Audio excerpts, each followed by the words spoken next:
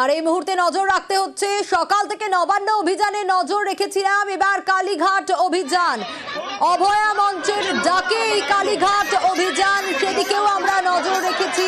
হাজরা মোড় থেকে মিছিল, হাজরা মোড়ের ছবি দেখাচ্ছি। আরজি করে ধর্ষণ খুনের 1 বছর পার, আর এই কালীঘাট অভিযানের ডাক দেওয়া হয়েছে অভয়া মঞ্চের তরফ থেকে।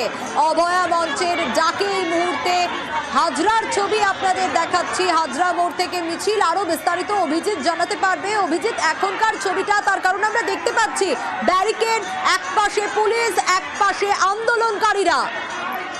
নিঃসন্দেহে সোনিয়া এবং বলতে পারে অভয়া মঞ্চ, তারা আজকে এই 1 বছর যে হলো, অর্থাৎ আরজি করের ঘটনার জন্য 1 বছরের ইয়েতে তারা আজকে এই কালীঘাট অভিযানের ডাক দিয়েছে, কালীঘাট চলো।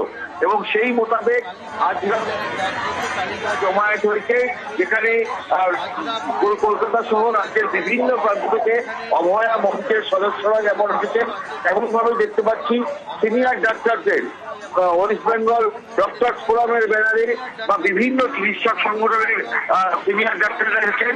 এখনো পর্যন্ত জুনিয়র ডাক্তাররা দেখা নেই, তবে জুনিয়র ডাক্তারদের একটা প্রতিনিধি দল তারা এখানে থাকবেন এমনটাই জানা যাচ্ছে। এবং এখনো পর্যন্ত অভয়া মঞ্চের তরফ থেকে বলা হয়েছে যে শান্তিপূর্ণভাবে গোটা আন্দোলন প্রক্রিয়া তারা শান্তিপূর্ণভাবে করবেন, কোনো রকম প্ররোচনায় তারা পা দেবেন না। তবে উল্টো দিক থেকে যদি কেউ উস্কানিমূলক হুমকি দেয় বা কোন রকম প্ররোচনা ছড়ায়, তবে তারা বলছেন যে তারা যেন প্রত্যেক সদস্য, অভয়া মঞ্চের যারা প্রতিবাদীরা, তারা যেন তার ভিডিওগ্রাফি করে রাখে এবং সেটা সমাজ মাধ্যমে ছড়িয়ে যায়। যদিও পুলিশের পক্ষ থেকেও এখানে ব্যারিকেড করা হয়েছে, দ্বিস্তরীয় ব্যারিকেড।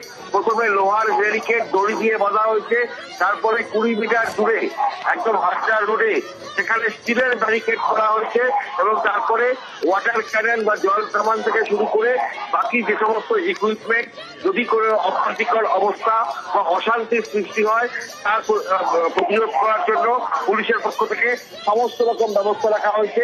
একদিকে হাজরা রোড, পাশাপাশি আন্দোলন কলেজের পাশের রাস্তা, হরিশ মুখার্জি রোড থেকে শুরু করে প্রত্যেকটি কালীঘাট যাওয়ার যা রাস্তা, সমস্ত রাস্তায় পুলিশের নিরাপত্তা রয়েছে, যাতে কোনো রকম অপ্রীতিকর অবস্থা সৃষ্টি না হয়। তবে এখনো পর্যন্ত যারা বিক্ষোভকারী প্রতিবাদীরা, তারা জাতীয় পতাকা হাতে নিয়ে তারা স্লোগানিং চালিয়ে যাচ্ছে, তারা প্রতিবাদের গান গাইছে। নজর থাকবে অভিজিৎ।